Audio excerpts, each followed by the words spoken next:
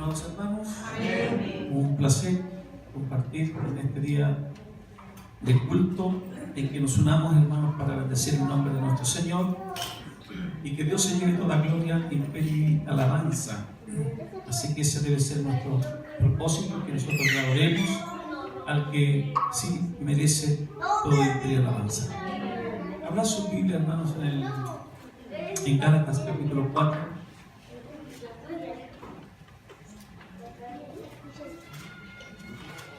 Gálatas capítulo 4.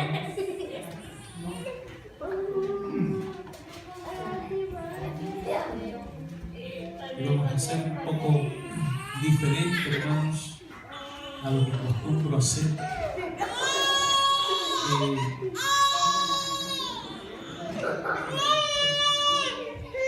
Quédese sentado nomás, quédese sentado. Gálatas capítulo 4.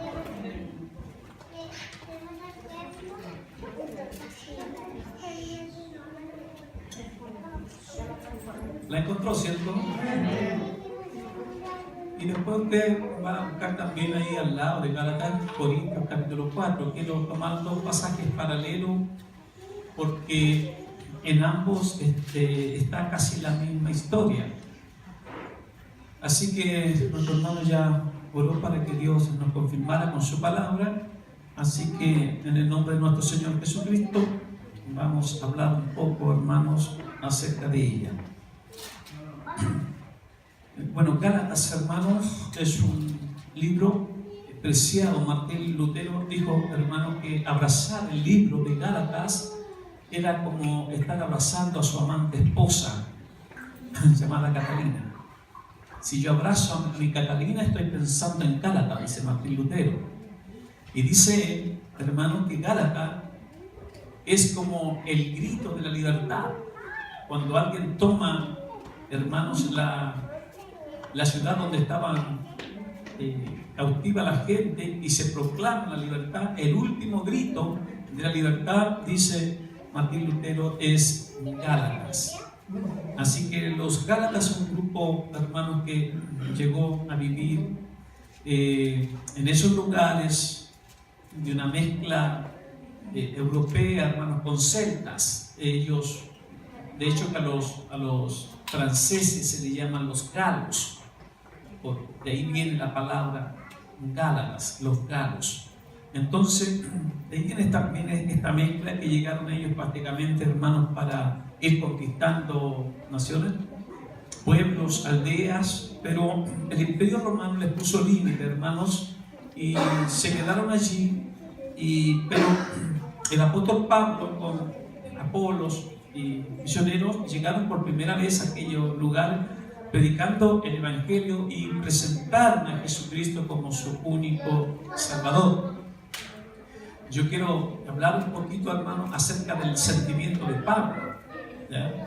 Todos ya hemos conocido la gran doctrina de la salvación y de toda la gloria que eso significa para nosotros, pero quiero hablar un poco acerca de este ministerio, el de Pablo. Y lo vemos, hermano, que en dos oportunidades Pablo entró a predicar a Galacia y ellos se convirtieron a través de la predicación de él. De hecho, él los trata como hijos, porque fueron por medio de la predicación en que ellos se convirtieron. Pero que al pasar del tiempo, hermano, en su ausencia, entraron algunos maestros judaizantes. Estos maestros, hermanos, que primeramente empezaron podríamos llamar como a desprestigiar al apóstol, a hablar mal acerca del apóstol Pablo. De hecho, que no reconocían su apostolado. Por tanto, el apóstol Pablo, hermanos, cuando escribe esta carta, él ve que el amor de los Gálatas ya no estaba con él.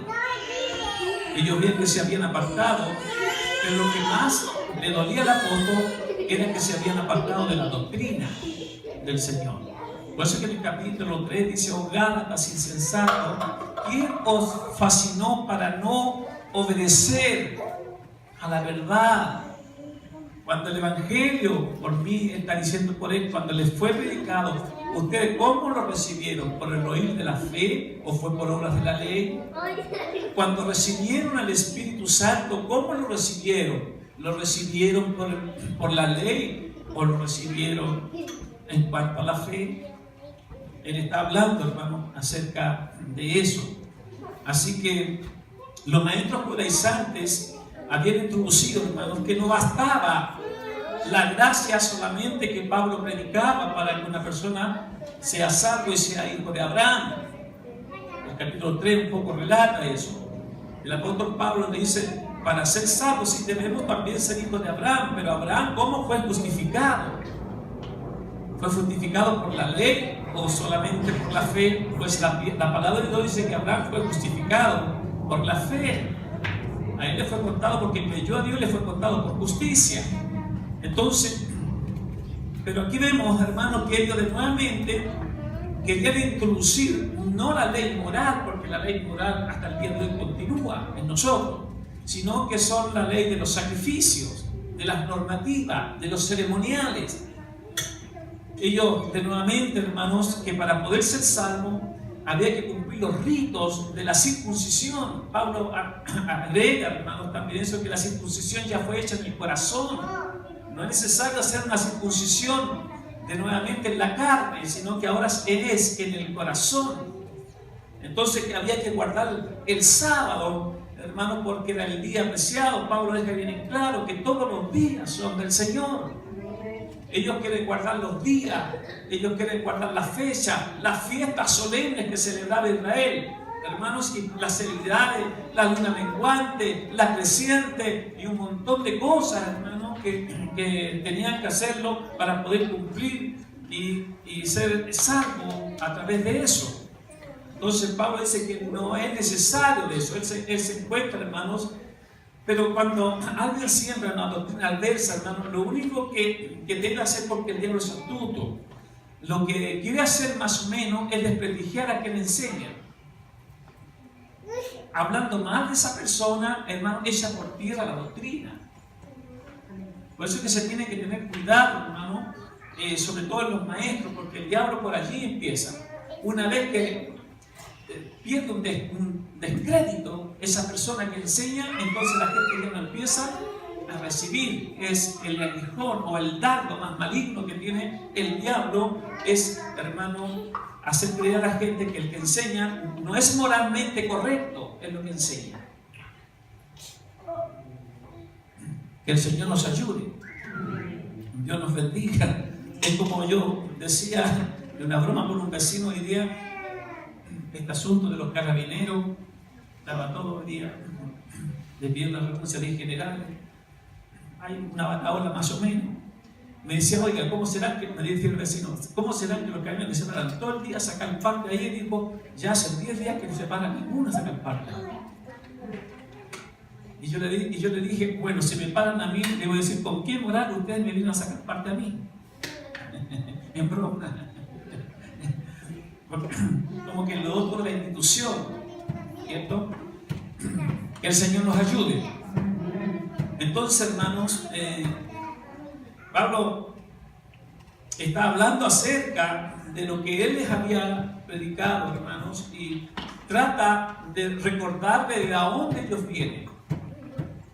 Ellos vienen de un mundo pagano, ellos vienen de un mundo religioso, paganos, vienen, hermanos, de celebrar todas las festividades religiosas de las fiestas cibeles, a los dioses cibeles, y ellos vienen de ese mundo, hermano, donde el que metía más ruido, ellos hacían bajar la presencia de sus dioses, tocando tamboriles, tocando flautas, gritos.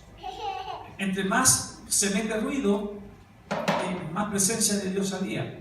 Y pareciera que eso también en los cristianos muchas veces se ve hoy día, ¿cierto? Si ponemos los instrumentos más fuertes, pareciera que ahí está el Señor. Entonces, pero por eso, hermano, existe la medida del instrumento, de un instrumento para fijar la contaminación acústica, que tiene que ver con los cibeles. Entonces, por eso es que la ley está permitido a tantos cibeles solamente, porque si no es muy alto el cibel, significa que están invadiendo el derecho de los vecinos. Entonces, por eso es que hay gente que demanda al otro, a los vecinos, porque tienen muy fuerte la música.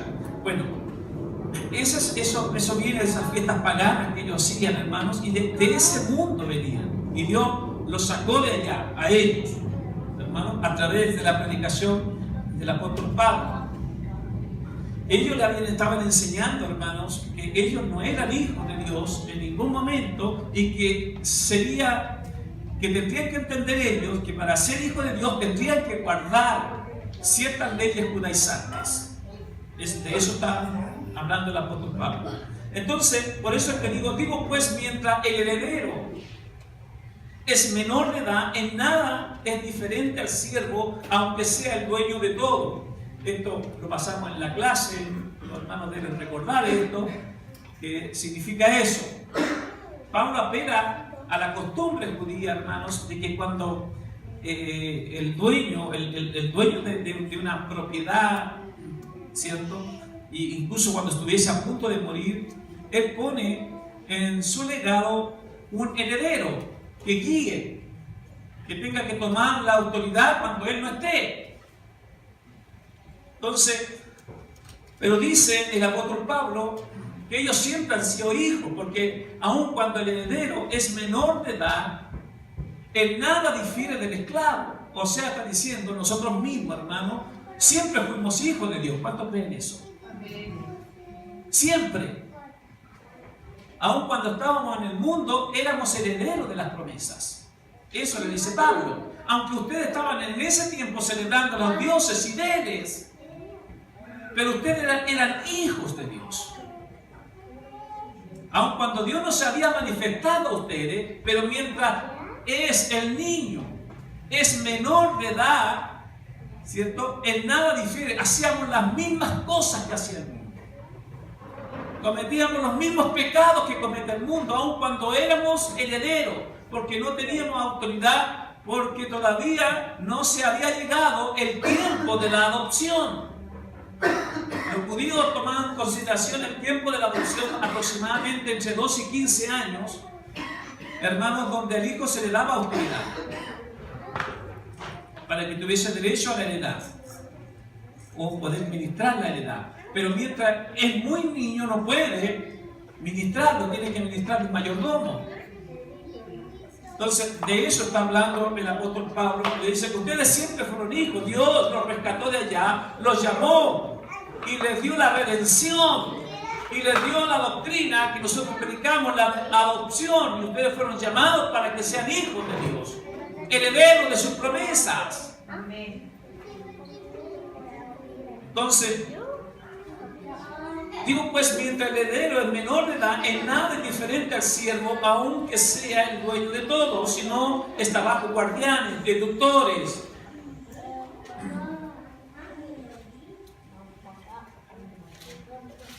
Así también nosotros, mientras éramos niños, estábamos sujetos a servidumbre y bajo las cosas elementales de este mundo. Así estábamos.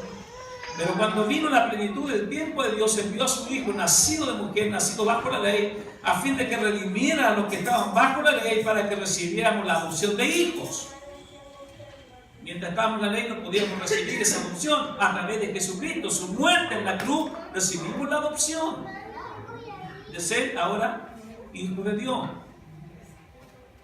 Porque soy hijos, Dios ha enviado el Espíritu de su Hijo a nuestros corazones. Está hablando, hermanos, que ni siquiera que por lo que Pablo dijo, sino que fue el Espíritu Santo el que tocó el corazón de ellos, ¿cierto? A nuestros corazones, clamando Abba Padre. Es el llamado, cuando nosotros decimos amén o de repente un aleluya de adentro del corazón. Abba, clama, Abba Padre.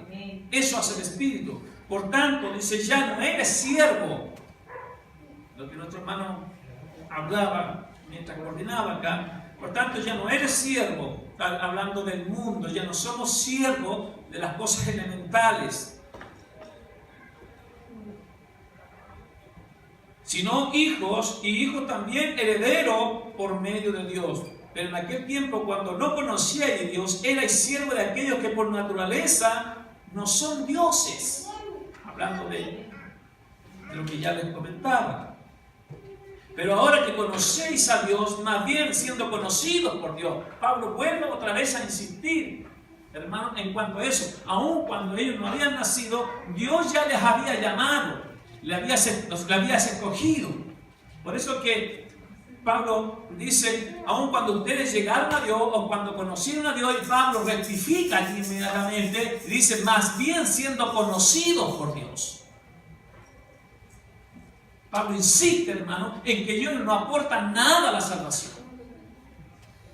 Pablo insiste que las costumbres que quieren introducir, hermanos, los judaizantes no significan nada porque ya fueron conocidos por Dios antes. Siendo conocidos por Dios. Así que, pero ahora conocéis a Dios, más bien siendo conocidos por Dios, ¿cómo es que volvéis otra vez a las cosas débiles, inútiles y elementales a las cuales deseáis volver a estar esclavizados de nuevo? Luego le dice, observáis los días. Hablamos de eso hace poco rato. Los meses, las estaciones, los años, sus festividades, todo eso estaban observando, hermanos, en vez de agradar al que los rescató de aquellos dioses. Luego dice el verso 11, temo por vosotros que quizás en vano he trabajado por vosotros. Y aquí empieza Pablo más o menos en un sentimiento, hermanos, que empieza a hablar ya del corazón. Os ruego, hermano, dice, haceos como yo, pues yo también me he hecho como vosotros, ningún agravio me habéis hecho. Lo mismo, él mismo fue, hermano, también de la ley, ¿cierto? Pero Dios lo sacó de allá y debían imitarle. Más adelante dice eso. Pero sabéis que por causa de una enfermedad, fíjese, esto es importante, pero sabéis que fue por causa de una enfermedad física que os anuncié el Evangelio la primera vez, y lo que para vosotros fue una prueba, mi condición física, que no despreciaste ni rechazaste, sino que me recibiste como un ángel de Dios, como a Cristo mismo. O sea, Pablo está diciendo, hermano, le está recordando el amor de ellos al principio. Cuando yo llegué a ustedes, ¿qué tenían que hacer ustedes? Le está diciendo, voy a parafrasear, más o menos. Ustedes me tenían que haber pegado una bofetada, haberme desahuciado, haberme expulsado, porque yo tenía una enfermedad física que para ustedes es una maldición de Dios, la cual ustedes nunca me tuviesen que haber aceptado. Pero fue al contrario, ustedes me aceptaron a pesar de la enfermedad física que tenía. Me aceptaron y me recibieron no solamente como un ángel, porque así me recibieron, sino ustedes me recibieron como a Cristo Jesús. ¿Qué pasaba ahora? Que los maestros judaizantes los habían enamorados a los Gálatas y ellos retiraron su amor de Pablo. Pablo quizás está hablando un poquito de celo dentro de él, de lo que estaba sucediendo. Le está recordando, hermano, con qué manera ellos amaban a Pablo. De qué forma, incluso él va mucho más allá. Dice,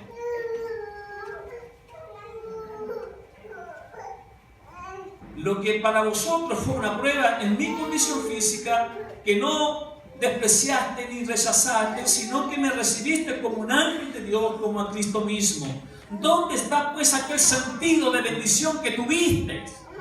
Le está reclamando ahora desde su sentimiento. ¿Dónde está ese amor que antes experimentabais?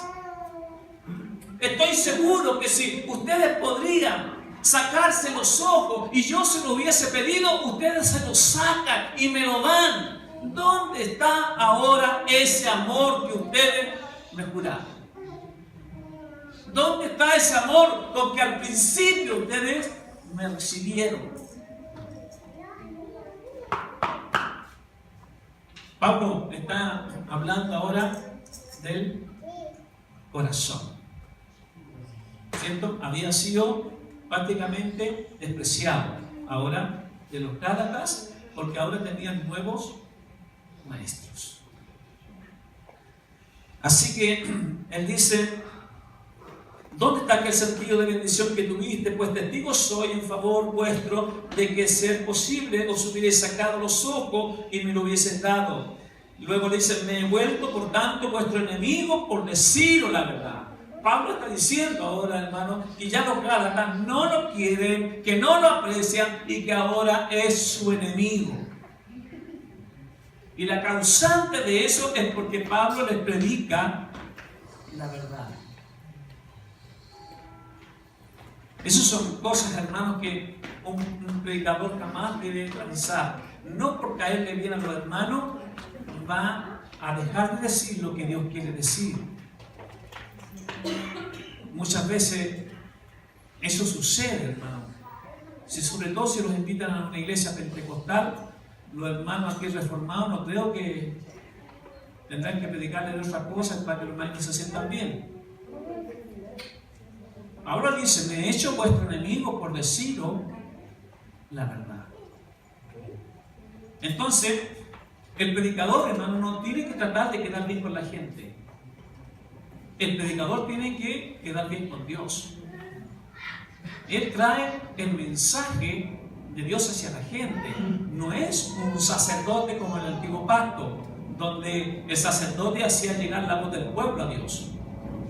Pero acá el profeta de Dios, el predicador de Dios, es el que trae la palabra de Dios para el pueblo. Y no trate de agradar para que la gente... Por eso es que hay mucha gente que cae bien porque hacen un espectáculo acá y cuentan chistes y cuestiones y lo demás. Oh, qué fantástico, qué simpático, qué lindo. Y cae re bien.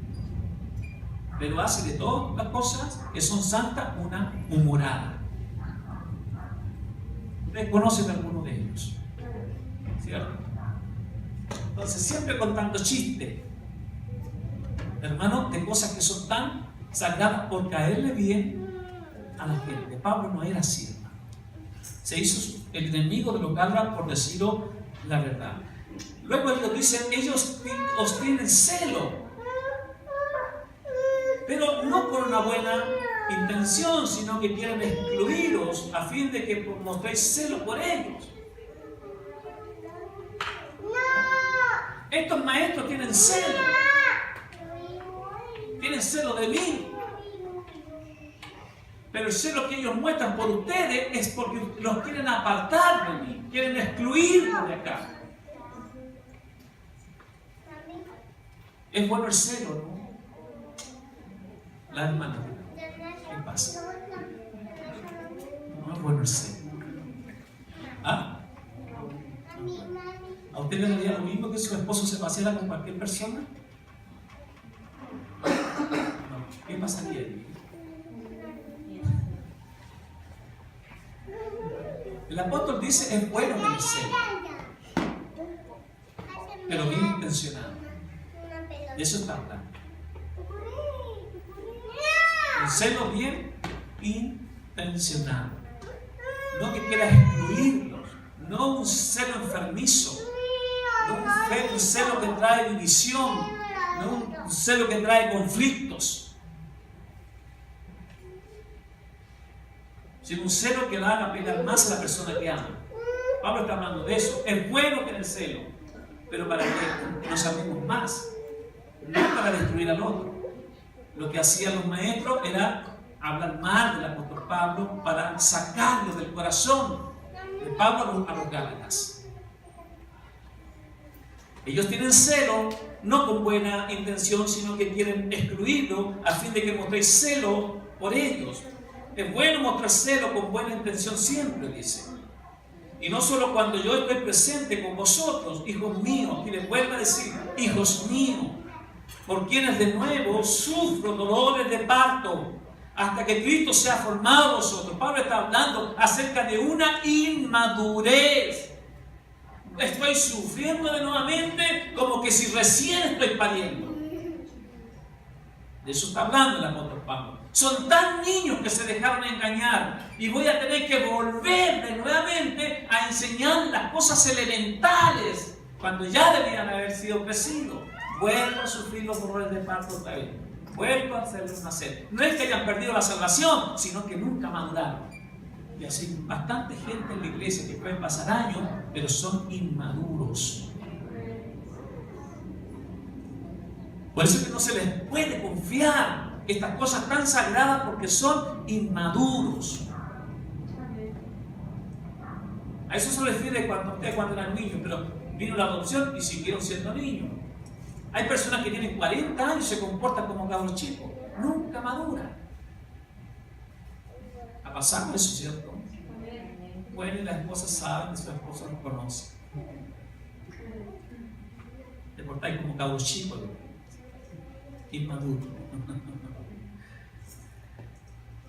Así que, hijos míos, por quienes de nuevo sufro dolores de parto hasta que Cristo sea formado en vosotros, quisiera estar presente con vosotros ahora y cambiar mi tono. Esto es muy importante lo que el apóstol Pablo está diciendo, porque en lo que le está diciendo, hermano, le está llamando insensatos, duros.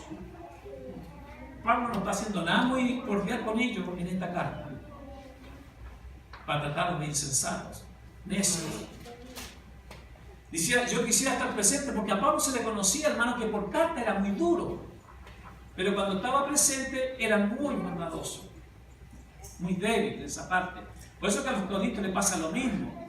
Pablo dice, así como estoy actuando por carta, me van a conocer cuando llegue, porque así como no soy por carta, también lo seré estando presente. Aquí dice, yo quisiera ahora estar presente para cambiar mi tono, para bajar de revolución y poderle mirar de otra forma.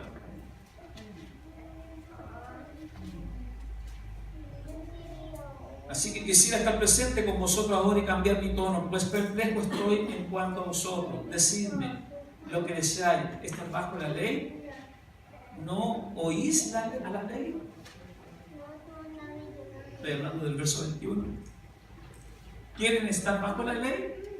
Bien, pero ustedes deben oír entonces la ley. Porque lo que pasa con ustedes es que ustedes quieren estar bajo la ley, pero no escuchan a la ley. Y hace poco les digo un sermón acá, ¿cierto? Cuando el apóstol dice, cuando Jesús dice, toda la ley habla de mí. Ustedes no pueden leer el Pentateuco sin verme a mí allí. Ustedes no pueden leer los Salmos allí si no me ven a mí. Ustedes no pueden abrir el libro y ver los profetas sin que me estén anunciando a mí. En todas partes, en el Antiguo Testamento, en la ley, estoy yo. Eso es lo que Pablo está diciendo. Ustedes quieren estar bajo la ley, pero no pueden ver a Cristo en la ley. Cuando es necesario que en la ley lo tienen que ver. Entonces ustedes no están viendo la ley. Quieren cumplir la ley, pero no pueden ver a Cristo allí. Algo les pasa. Tienen que oír la ley, les dice. Tienen que escuchar la ley. Dios les bendiga. Entonces, amados hermanos, tenemos esta carta que es preciosa del sentimiento de Pablo hacia los Gálatas, hacia aquel amor que antiguamente ellos habían tenido para el apóstol y que ahora el apóstol se ve que los Gálatas lo tienen a él como su enemigo. Pero vayamos a 1 Corintios capítulo 4 y vamos a hablar prácticamente casi de lo mismo.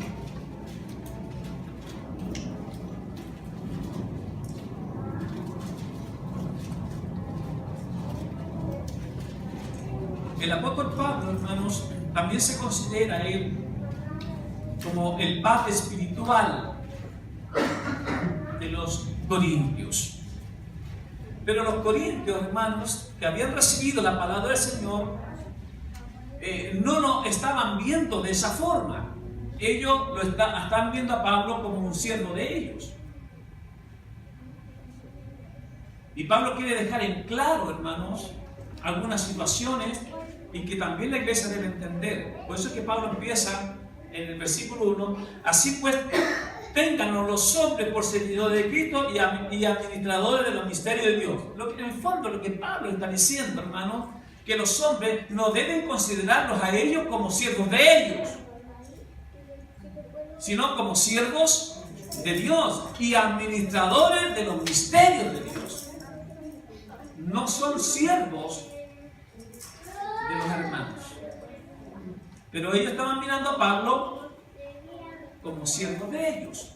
Aun cuando Pablo dice en el verso 2, ahora bien, está bien, se requiere que los administradores cada uno se haya hallado fiel. ¿Cierto? Bien, ustedes tienen el legítimo derecho de saber si yo soy fiel o no. Y se considera que cada uno que dirige como siervo de Dios, bueno, la iglesia tiene que evaluarlo si ha sido fiel. Pablo no rehúsa eso, de que la iglesia debe evaluarlo y cada uno se ha hallado fiel. Ahora, pero no que entre la iglesia en un juicio con él o en un juzgamiento con él. Por eso dice, yo en muy poco tengo el ser juzgado por vosotros. O por tribunal humano, ni aun yo mismo me juzgo. Cuando nosotros miramos esta frase, dice, escucha que tenía el ego bastante alto Pablo. Pero Pablo no está diciendo eso, hermano. Lo que Pablo en el fondo está diciendo, que la justicia que ponen los hombres en la forma en que estaban comportándose los corintios, lo más probable que ese juicio hacia él no sería justo. Amén. Y si fuera por un tribunal, dice que él no tiene conciencia por un tribunal humano que él haya fallado en cuanto a un tribunal humano. Aún más dice él, y yo mismo me juzgo, pero no porque él no tenga de qué acusarse. Él lo agrega más adelante, dice, aunque no estoy absuelto de culpa. Él está diciendo, porque si yo mismo me evalúo, mi evaluación no va a ser correcta. Tal vez también sea injusto. ¿Me escuchó eso? Por eso es que dice, porque aunque de nada tengo mala conciencia, no por eso soy justificado, pero el que me juzga es el Señor. El que ve el resultado de mi apostolado, de mi ministerio, es el Señor. Porque en ustedes el juicio no va a ser justo. Cuando a la iglesia se le atraviesa el ministro, el pastor, hermano, todo juicio no es justo. Todo lo que se haga no va a ser justo, porque ya se le atravesó. Entonces ahora empiezan los sentimientos, ¿no? Así que medí allí el Espíritu Santo. El verso 5 dice, así que no juzguéis nada antes de tiempo. Al apóstol lo estaban juzgando. ¿De qué estaban juzgando al apóstol? Ese es un punto esencial para que podamos entender. Al apóstol se le estaba acusando de que no era un verdadero apóstol. ¿Me escuchó? Ellos entendían, los corintios ahora, hermanos, que el apóstol Pablo no estuvo con los 12. Por tanto, se le acusaba de no ser un apóstol. Así que, hermanos, dice el verso 5, no juzguéis a nada ante tiempo hasta que venga el Señor, el cual aclarará también lo oculto de las tinieblas y manifestará las intenciones de los corazones, y entonces cada uno recibirá su alabanza. O sea, no pueden decirle, ese ministerio no lo tengo, deje que juzgue el Señor. Cuando Él venga, entonces cada uno va a recibir su alabanza. Gloria al Señor. Esto no tiene que ver con disciplina, que sí la iglesia debe disciplinar, debe juzgar, esto no se confunda. Eso no tiene que haber confusión en cuanto a eso nosotros. Pablo estaba hablando de que los corintios estaban haciendo un juicio de su ministerio cuando él sabía que el Señor era el que lo había llamado. ¿Ya? Dice el verso 6, por esto, hermano, lo he presentado como ejemplo en mí y Apolo por amor de vosotros, para que nosotros aprendáis a no pensar mal lo que está escrito. No sé que por causa de uno os envanezcáis unos contra otros. Vemos, hermanos, que la iglesia tenía esa cosa, hermanos, de apreciar más a uno que a otro. El apóstol mismo es claro en decirle, hermanos, ustedes no piensen más de mí de lo que soy o de lo que está escrito.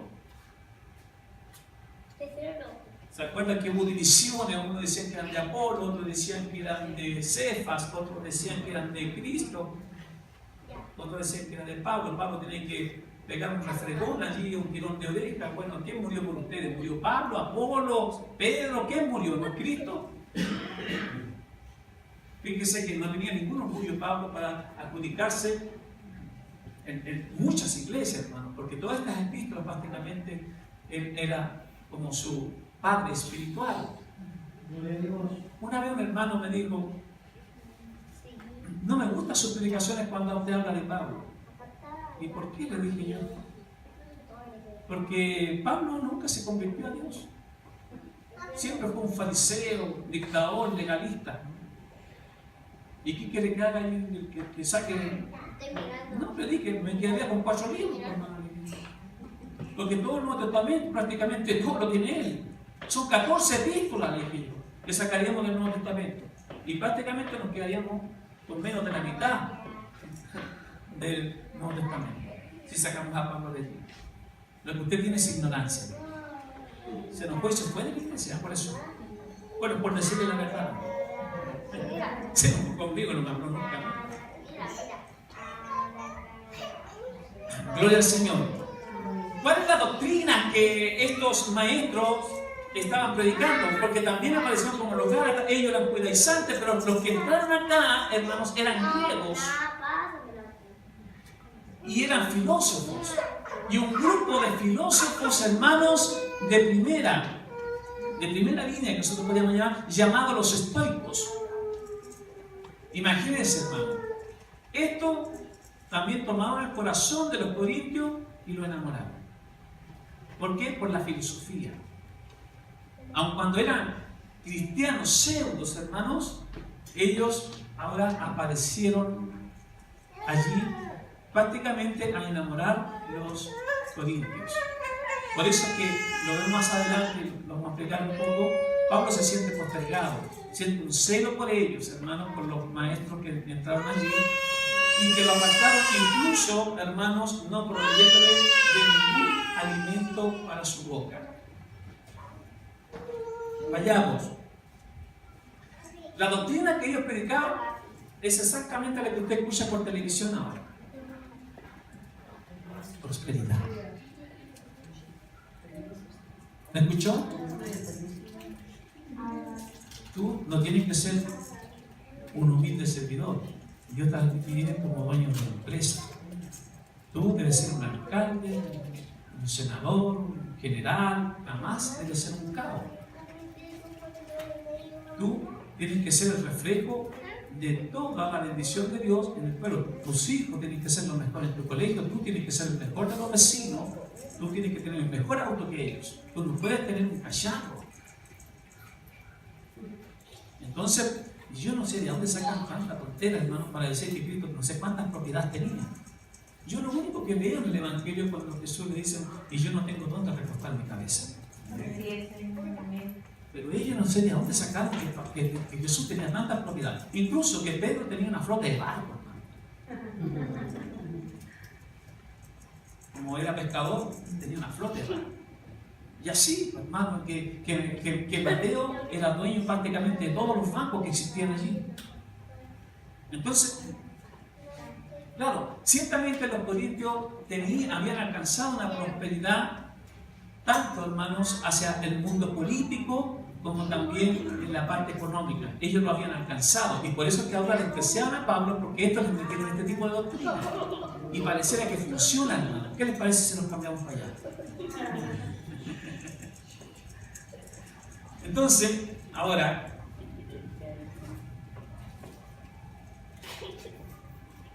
el verso 7, Pablo dice ahora, porque ¿quién te distingue? Esto es bueno. ¿Quién te distingue? O sea, ¿quién es el que te dio esa honra? ¿Quién es el que te da honor? ¿Estos maestros estoicos o te distingue Dios? Ellos habían puesto sus esperanzas en los maestros. Por eso dice, ¿quién te distingue? ¿O qué tienes que no hayas recibido? No es tu fuerza, no son tus propios méritos por cual tú has alcanzado esto. ¿Por qué actúa como si no lo hubieses recibido? Como si es parte de ellos, de su esfuerzo de ellos. ¿Por qué te comportas de esa forma? Dice el apóstol Pablo. ¿Por qué tienes que no hayas recibido? Y si lo recibiste, ¿por qué te glorías como si no lo hubieras recibido? Incluso la salvación. Porque lo que tenemos nosotros es todo de Dios. ¿Quién te distingue? ¿Quién te honra? ¿Quién te pone en un ministerio? Es Dios.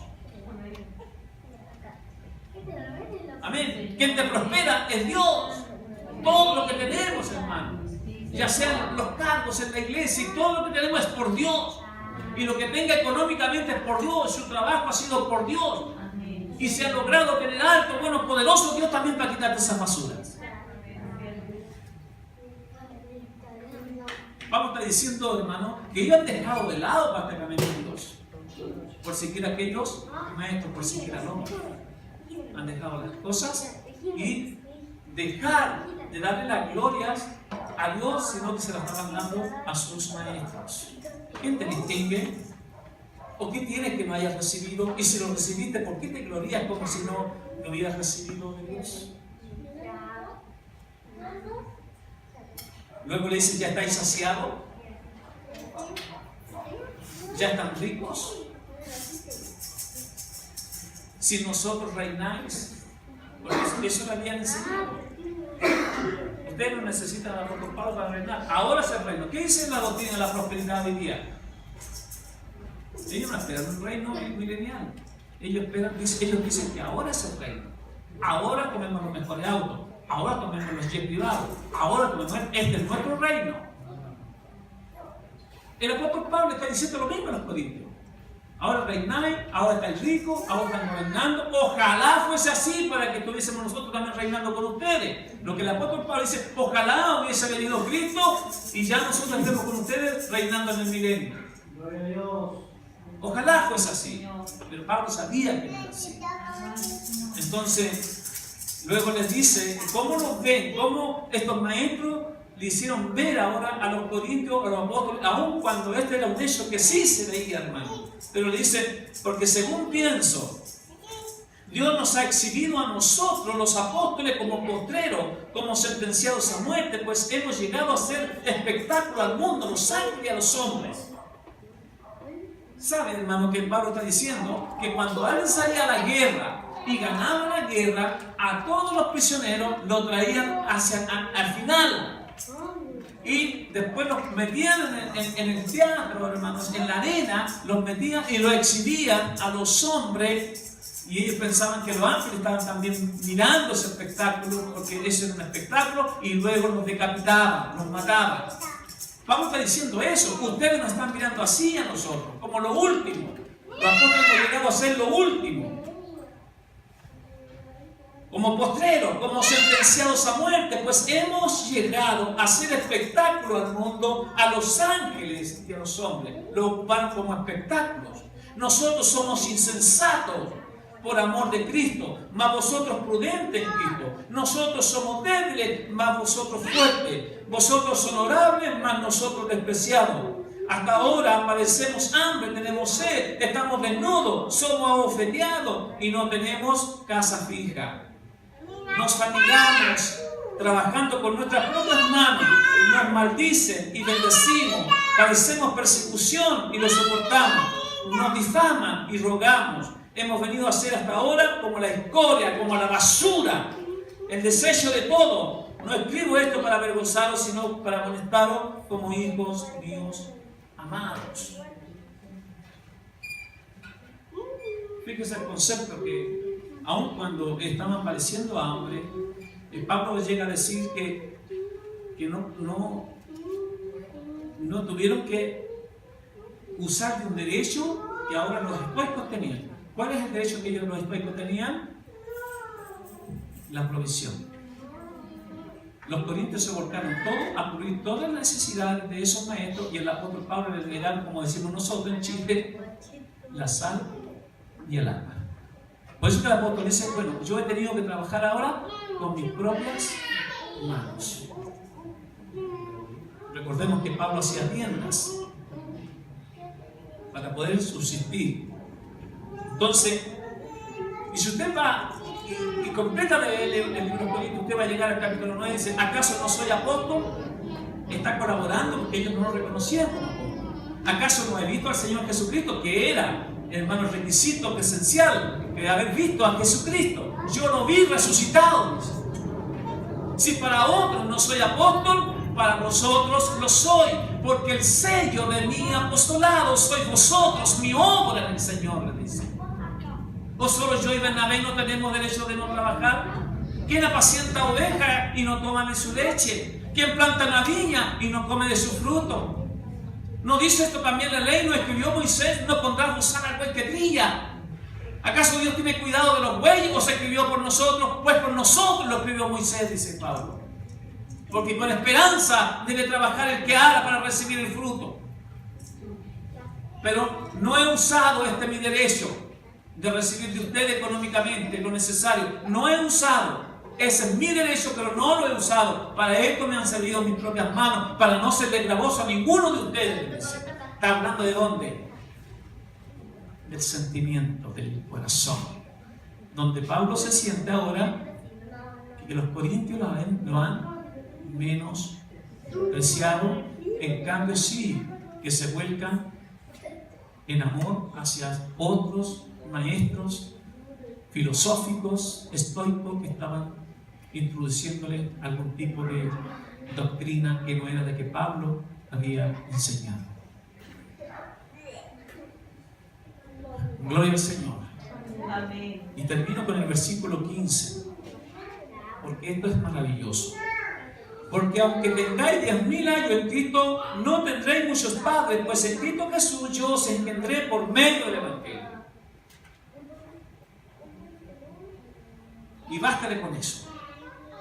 Ustedes, como se captan de que tenían muchos maestros estoicos, entonces ustedes podrán tener muchos maestros, muchos tutores.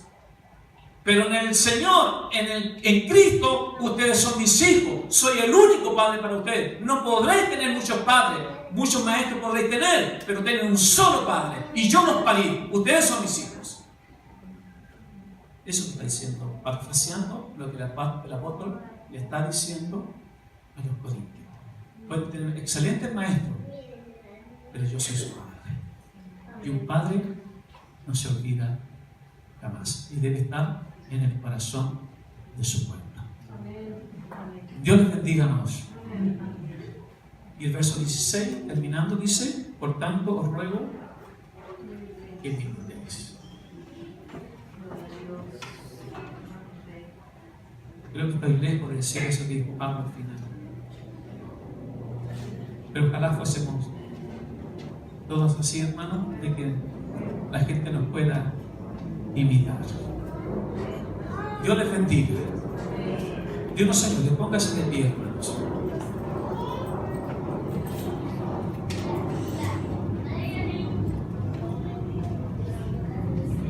Se sufre en el ministerio, hermano.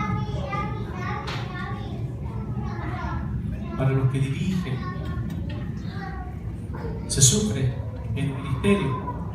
Pablo está viendo la deslealtad de los Gálatas, la deslealtad de los corintios, pero no deja de mirarlo como sus hijos, aun cuando ellos sean desleales. Oramos. Padre, te damos gracias por tu inmenso amor, tu cariño bondadoso para con nosotros, por habernos traído tu palabra, Señor. Gracias porque quisiste en este momento traer, Señor, el dolor quizás o el sentimiento de que tú escogiste, mi Señor, para ser su apóstol, para llevar el Evangelio a las naciones, Señor, para que muchos, Señor, en este mundo hoy día están creyendo, Señor, porque fue llamado el apóstol de los gentiles.